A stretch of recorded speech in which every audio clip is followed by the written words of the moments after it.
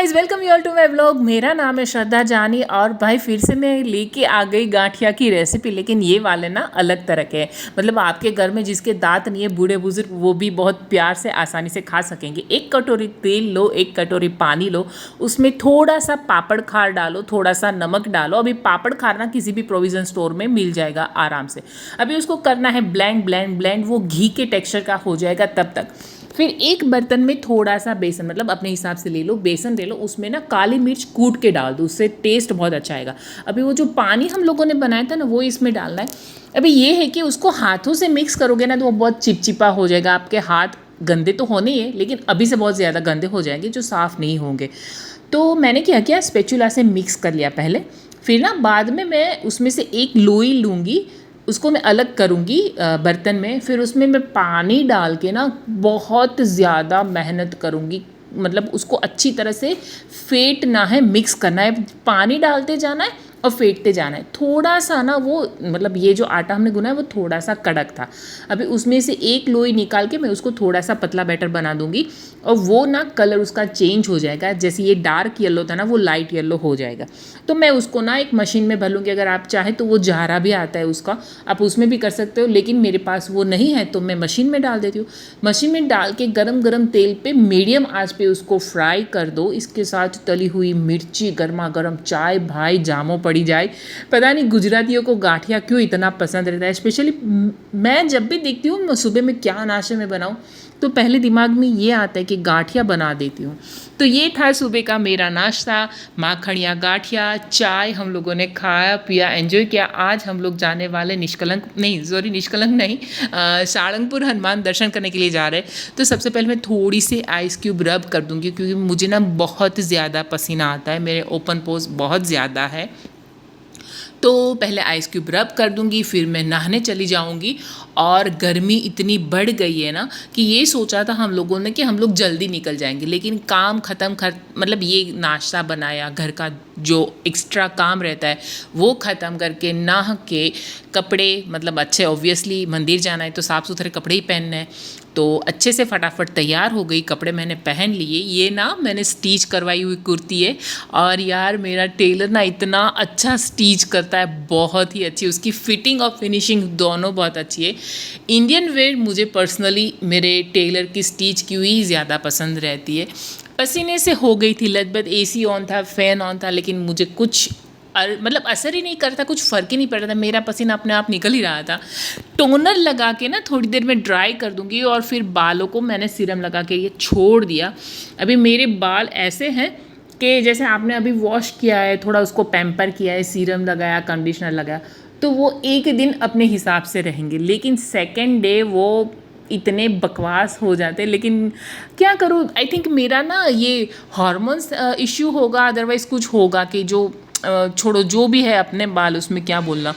तो बाद में मैं ना टोनर लगाया, फिर सीरम लगाऊंगी, मॉइस्चराइज़र लगाऊंगी, सनस्क्रीन लगाऊंगी, और सीरम लगाऊंगी ना तो मुझे ना सबसे पहले, पता नहीं मेरे साथ ही होता है आपके साथ ही होता है, कुछ भी लगाओ, सीरम, टोनर, मॉइस्चराइज़र, लेकिन पसीने की वजह से वो सूखता ही नहीं है।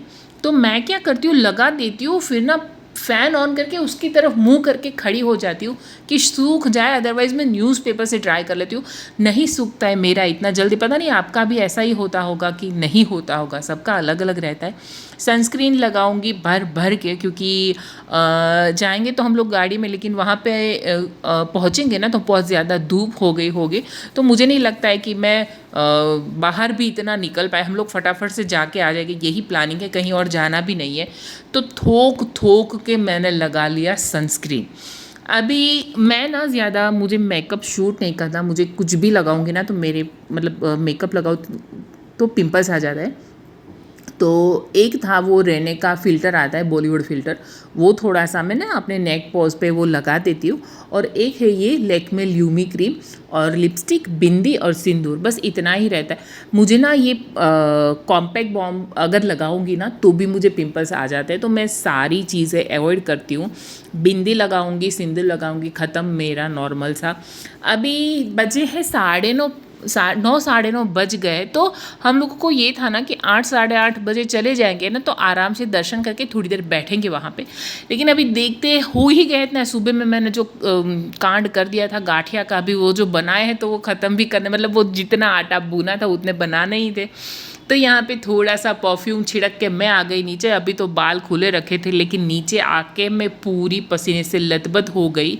तो मैंने ये सोचा था कि मैं खोल दूंगी, लेकिन नहीं भाई, इतनी गर्मी है, नहीं बर्दाश्त होती। मैं एक नैपकिन साथ में रखने वाली हूँ, उससे पहले मैं पानी की बोतल भर लूँ, थोड़ा सा माउथ फ्रेशर, एक दो चॉकलेट साथ में रख देती हूँ। और मेरी फेवरेट चॉकलेट है किस्मी, मुझे बहुत ज़्यादा पसंद है। और गाड़ी में बैठ के फाइनली हम लोग निकल गए थे। भाई साहब इतनी गर्मी थी, पसीना देख लो। और मैंने ना जूड़ा बांध लिया था, मैं यहीं जाऊंगी, ऐसे ही जाऊंगी, नहीं मुझे बाल खोलने, भाई बहुत गर्मी लग रही है। रास्ते पे थोड़ा सा ट्रैफिक था, थोड़ा सा अवॉइड करके हम लोग एक चाय की टपरी पे ठहरे। चाय तो रास्ते पे हाईवे पे पीना मस्त है, बहुत मज़ा आ जाएगा। वहाँ पे ना खटिया वटिया भी थी, मतलब खटिया थी, लेकिन बहुत सारे लोग थे, तो हम लोग साइड पे चेयर लेके बैठ गए थे, चाय पी, और फिर से हम लोग निकल गए हमारी मंजिल की ओर। फाइनली ये ना ज़्यादा दूर नहीं है, लेकिन 1.5 घंटा हो जाएगा। अगर आप गाड़ी में जाओगे तो 1.5 घंटा तो हो ही जाता है, हम लोगों को तो इतना ही हुआ था भाई। फाइनली हम लोग पहुंच गए सारंगपुर हनुमान जी के।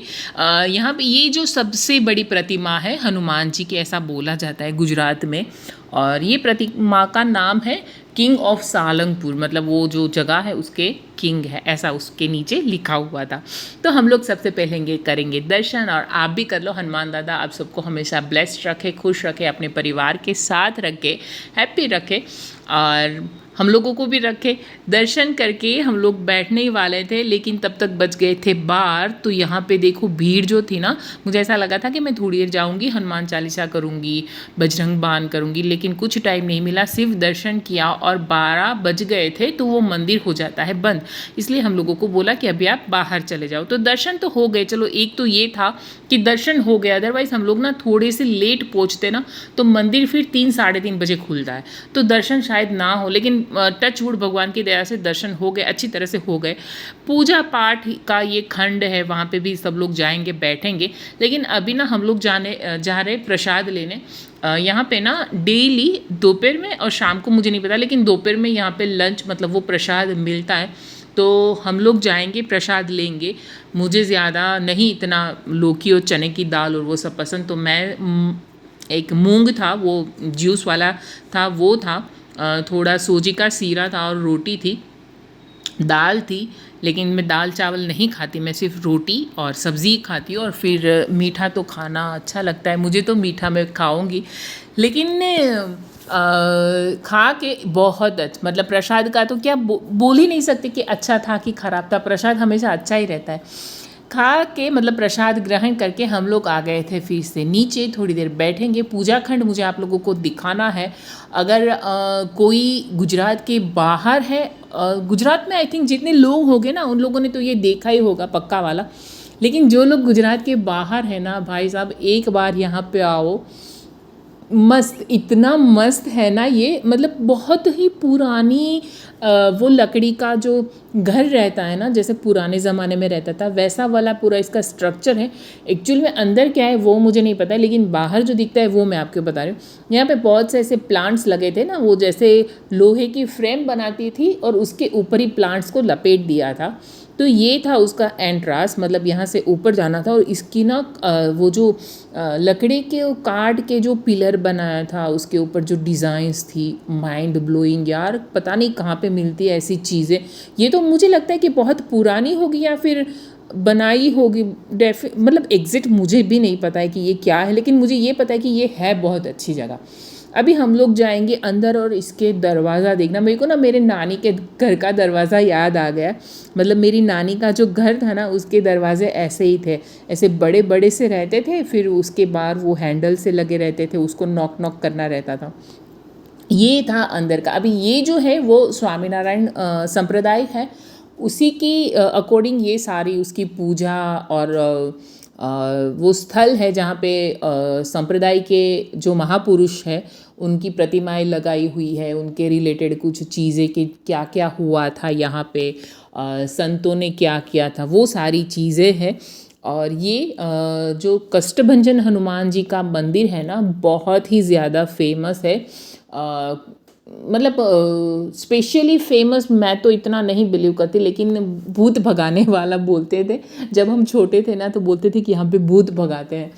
तो वो तो मुझे इतना नहीं, मैं तो हनुमान जी को मानती हूँ, तो मैं बहुत जाती हूँ, मैं हनुमान जी को बहुत ही ज़्यादा मानती हूँ, पता नहीं क्यों।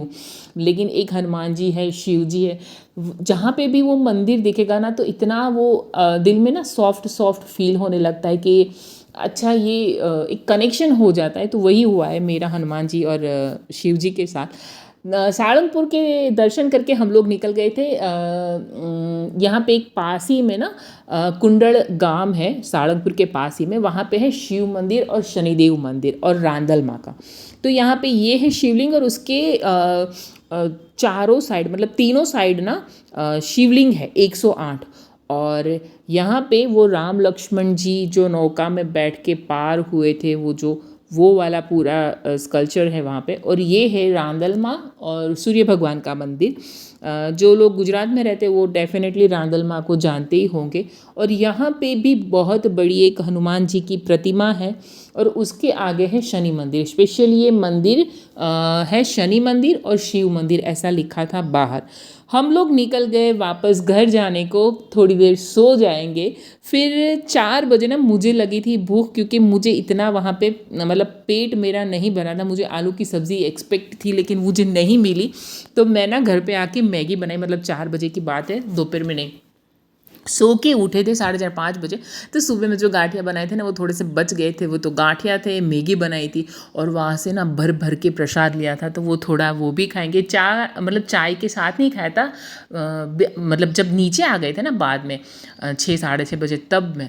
और ये इतने मीठे, और ये वाले ना जो पेड़े हैं ना बहुत टेस्टी है, ये वाले मेरे फेवरेट है। ये ज़्यादा लिए थे, और ये जो मोतीचूर के लड्डू है ये और पेड़े वो सारे अलग, मतलब 250-250 लिए थे। बहुत ही ज़्यादा सॉफ्ट और बहुत ही ज़्यादा अच्छी थी। फिर भाई इतना बारिश वाला मौसम हो गया कि मुझे लगा कि बहुत ज़्यादा बारिश आएगी। मैं पकोड़े के सोच रही थी कि मैं पकोड़ा बनाऊं, लेकिन भूख ही नहीं रही। और फिर फाइनली आ गए सिंपल सी लाइट फूड पे, बटेका पोहा। तो जनरली मैं ना बटेका पोहा जब बनाती हूँ, पोहा जब बनाती हूँ ना, तो आलू को बॉईल करके डालती हूँ, लेकिन आज ना कुछ नहीं था, थक गए थे। और ना ऐसा भी था कि भूख भी नहीं थी, क्योंकि शाम को मैगी का नाश्ता किया था, फिर मिठाई खाई थी, प्रसाद खाया था, तो बहुत ज़्यादा भूख नहीं थी। तो सोचा ऐसे ही क्या, पहले आलू को बॉईल करो फिर पोहा बनाओ, छोड़ो सब चीज़ें एक ही साथ में डाल दी। और यहाँ पे ना मुझे पोहा में थोड़ा सा तीखा, खट्टा और मीठा वाला कॉम्बिनेशन बहुत पसंद है।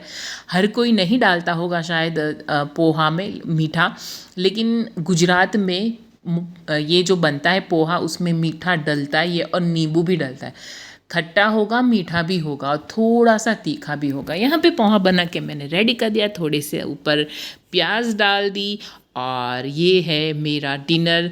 मुझे ना उसके साथ पीनट भी बहुत पसंद है, तो मैं खाती हूँ, ये नहीं खाते। बाय द वे मैं खा पी के मस्त एंजॉय करूँगी। Thank you so much for watching my videos. Please like, share and subscribe. Bye.